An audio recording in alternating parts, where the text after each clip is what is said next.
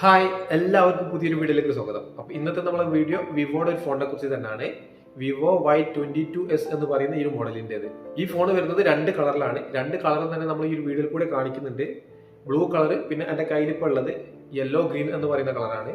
Yellow green എന്ന് പറയുന്ന colour ആയാലും ഇതിങ്ങനെ ജസ്റ്റ് ഇങ്ങനെ ഇളക്കുന്ന സമയത്ത് പിങ്ക് കളർ ആവുന്നുണ്ട്, ഗ്രീൻ കളർ ആവുന്നുണ്ട്, യെല്ലോ കളർ ആവുന്നുണ്ട്, ഒരു ലൈറ്റ് ബ്ലൂ കളർ ആവുന്നുണ്ട്. അങ്ങനെ പല കളറായിട്ടാണ് ഈ ഒരു ഫോൺ ഇങ്ങനെ കാണാൻ പറ്റുന്നത്. നല്ല കളർഫുൾ ആയിട്ടുള്ള ഒരു ഫോൺ. ഇതൊരു ബഡ്ജറ്റിൽ വരുന്ന ഫോണും കൂടാണ്.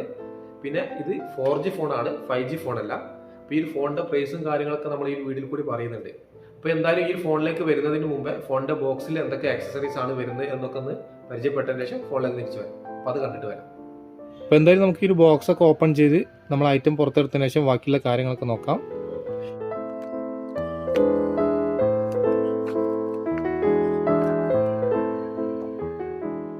അപ്പം ബോക്സ് ഓപ്പൺ ചെയ്ത് എല്ലാം ഞാൻ എടുത്തിട്ട് പുറത്ത് വെച്ചിട്ടുണ്ട്. നമ്മളെ ഫോൺ ഇവിടെ ഇരിക്കുന്നുണ്ട്. SIM ejecting tool, type C charging cable, fast charging adapter, പിന്നെ TPU കേസ്. ഇത്രയാണ് ബോക്സിൽ നിന്ന് കിട്ടിയത്.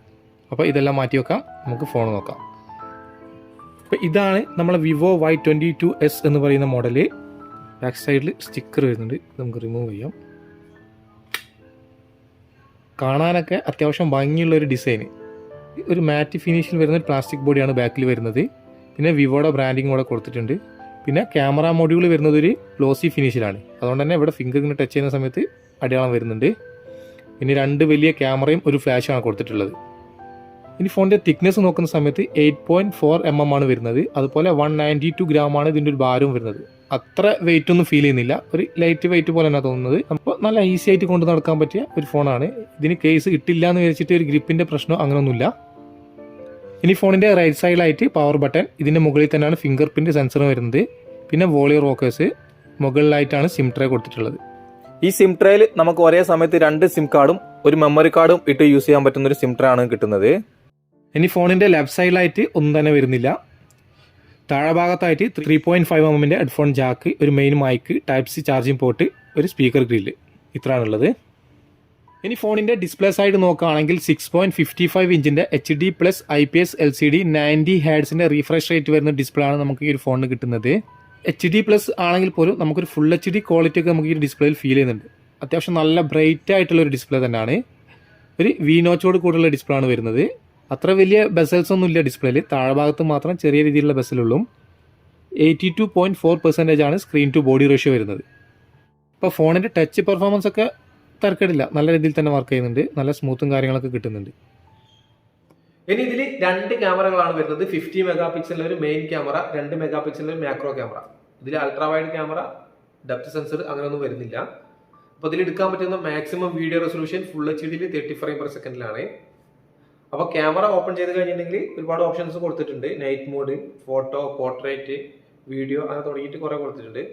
അപ്പോൾ ഇത് ഫോട്ടോ എടുക്കുകയാണെങ്കിൽ തന്നെ നമുക്ക് സ്റ്റൈലായിട്ട് എടുക്കാം. അതുപോലെ ബ്യൂട്ടി ഓപ്ഷൻ വരുന്നുണ്ട്, ഫിൽറ്റർ മോഡ് വരുന്നുണ്ട്, AI ഓപ്ഷൻ വരുന്നുണ്ട്. അത് തുടങ്ങിയിട്ട് കുറച്ച് ഓപ്ഷൻസ് ഇതിൽ കൊടുത്തിട്ടുണ്ട്. അപ്പോൾ ഇതിൽ ഫോട്ടോസും വീഡിയോസും ഒക്കെ എടുത്ത് നോക്കിയ സമയത്ത് ഒരു ആവറേജ് ക്വാളിറ്റിയാണ് കിട്ടുന്നത്. വലിയൊരു ക്വാളിറ്റി ഉണ്ടെന്ന് പറയാൻ പറ്റില്ല. ഈ ഒരു പ്രൈസ് റേഞ്ചിൽ കണ്ടുവരുന്ന ചില ഫോണുകളിൽ കിട്ടാവുന്ന അതേ ക്വാളിറ്റി ഒക്കെ തന്നെ ഇതിൽ കിട്ടുന്നുള്ളൂ. അപ്പോൾ നിങ്ങൾ ഉപയോഗം കൂടുതൽ ക്യാമറ ആണ് എന്നുണ്ടെങ്കിൽ ഈ ഒരു ഫോൺ ചൂസ് ചെയ്യേണ്ട. കാരണം അത്ര ഒരു വലിയ ക്വാളിറ്റി ഒന്നും ഇത് കാണാൻ സാധിച്ചില്ല. വേറെ ഒരുപാട് ഫോണുകളുണ്ട് ഈ ഒരു പ്രൈസിന് നല്ല ക്യാമറ ക്വാളിറ്റി ഒക്കെ വരുന്നത്. ഇനി ഫോണിലെ സെൽഫി ക്യാമറ നോക്കുകയാണെങ്കിൽ 8 മെഗാ ഒരു ക്യാമറ ആണ് വരുന്നത്. അതുപോലെ ഇതിൽ എടുക്കാൻ പറ്റുന്ന വീഡിയോ റെസൊല്യൂഷൻ ഫുൾ HD 30 ഫ്രെയിം/സെക്കൻഡിൽ തന്നെയാണ്. അപ്പോൾ ഇതിലും ഫോട്ടോ എടുത്ത സമയത്ത് ഒരു നോർമൽ ക്വാളിറ്റി, ഭയങ്കര വലിയ ക്വാളിറ്റി ഉണ്ടെന്ന് പറയാൻ പറ്റില്ല. നല്ല ലൈറ്റ് ഉള്ള സമയത്ത് അടിപൊളി ക്വാളിറ്റി കിട്ടുന്നുണ്ട്. അപ്പോൾ കുറച്ച് ലൈറ്റ് കുറഞ്ഞ സ്ഥലത്തു നിന്നാണെങ്കിൽ അത്ര ഒരു ക്ലിയർ ആയിട്ടുള്ള പിക്ചർ ഒന്നും കാണാൻ സാധിച്ചില്ല. ഇനി ഫോണിന്റെ ഓപ്പറേറ്റിംഗ് സിസ്റ്റം നോക്കുകയാണെങ്കിൽ ആൻഡ്രോയിഡ് 12 ഫൺ ടച്ച് 12 ആണ് വരുന്നത്. അതുപോലെ ക്വാൽകോം സ്നാപ്ഡ്രാഗൺ 680 എന്നൊരു ഒക്ടാകോർ പ്രൊസസ്സർ ഇതിൽ കിട്ടുന്നുണ്ട്. അഡ്രീനോ 610 എന്ന് പറയുന്ന ഗ്രാഫിക്സും ഇതിൽ വരുന്നുണ്ട്. അപ്പോൾ നമുക്കറിയാം അത്യാവശ്യം തരക്കേടില്ലാത്ത ഒരു ആവറേജ് പ്രൊസസ്സറാണ് സ്നാപ്ഡ്രാഗൺ 680 എന്ന് പറയുന്ന ഒരു പ്രൊസസ്സർ. വലിയ ലാഗോ കാര്യങ്ങളൊന്നും ഇല്ലാതെ നല്ല സ്മൂത്ത് ആയിട്ട് ഉപയോഗിക്കാൻ പറ്റുന്ന ഒരു പ്രൊസസ്സറാണ്. പിന്നെ ഹെവി ഗെയിം ഒന്നും കളിക്കാൻ പറ്റില്ല, നോർമൽ രീതിയിലുള്ള ഗെയിംസ് ഒക്കെ അതിൽ സപ്പോർട്ട് ചെയ്യുള്ളൂ. അതായത് തരക്കേടില്ലാത്തൊരു പ്രൊസസ്സർ തന്നെയാണിത്. ഇനി ഫോൺ വരുന്നത് 6GB റാം 120GB ഇന്റർണൽ സ്റ്റോറേജിലാണ്. അതുപോലെ ഈ 6GB റാം എന്നുള്ളത് നമുക്ക് പ്ലസ് 2GB റാം എക്സ്പെൻഡബിൾ കിട്ടുന്നുണ്ട്. അപ്പോൾ ടോട്ടൽ 8GB ആയിട്ട് കിട്ടും.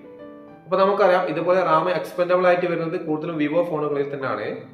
അപ്പോൾ ഈ 6GB ആൻഡ് 128GB UAE വരുന്ന പ്രൈസ് 779 dirhams ആണ്.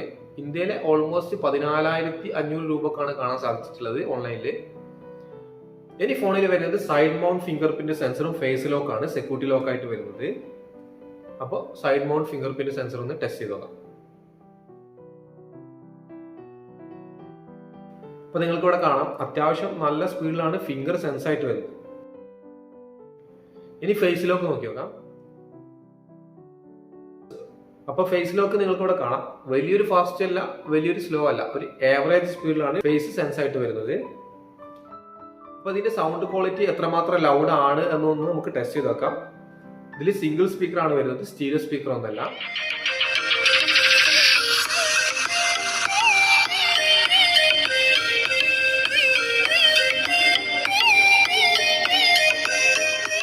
അപ്പോൾ സൗണ്ട് കേട്ട സമയത്ത് നിങ്ങൾക്ക് മനസ്സിലായിട്ടുണ്ടാവും വലിയൊരു ലൗഡ് സൗണ്ട് ഇല്ല, ഒരു നോർമൽ സൗണ്ട് നമുക്ക് കിട്ടുന്നുള്ളൂ.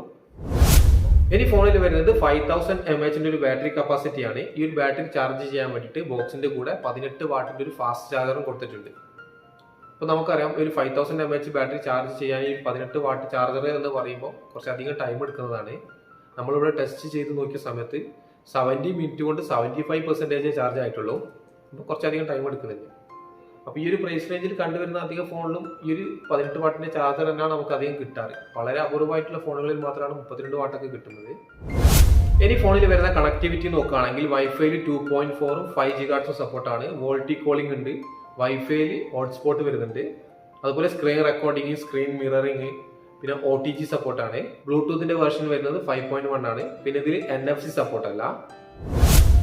അപ്പോൾ ഇത്രയാണ് നമ്മൾ ഈ ഒരു ഫോണിന്റെ ഫീച്ചേഴ്സും കാര്യങ്ങളൊക്കെ.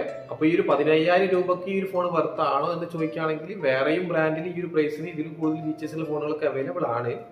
പിന്നെ ഈ ഒരു ഫോണിന്റെ ഒരു പോരായ്മയായിട്ട് എനിക്ക് തോന്നിയത് ഇതിൽ HD+ ഡിസ്പ്ലേ കിട്ടുന്നുള്ളൂ. അതൊരു ഫുൾ HD കൊടുക്കുകയാണെങ്കിൽ കുറച്ചുകൂടി ബെറ്റർ ആയിരുന്നു. അപ്പോൾ ഇതിലും കുറഞ്ഞ പ്രൈസിലൊക്കെ നമുക്കിപ്പോൾ ഫുൾ HD+ ഡിസ്പ്ലേ ഒക്കെ അവൈലബിൾ ആണ്. ആ ഒരു സമയത്ത് ഇതിൽ HD കൊടുത്തത് ഒരു പോരായ്മയായിട്ട് തോന്നി.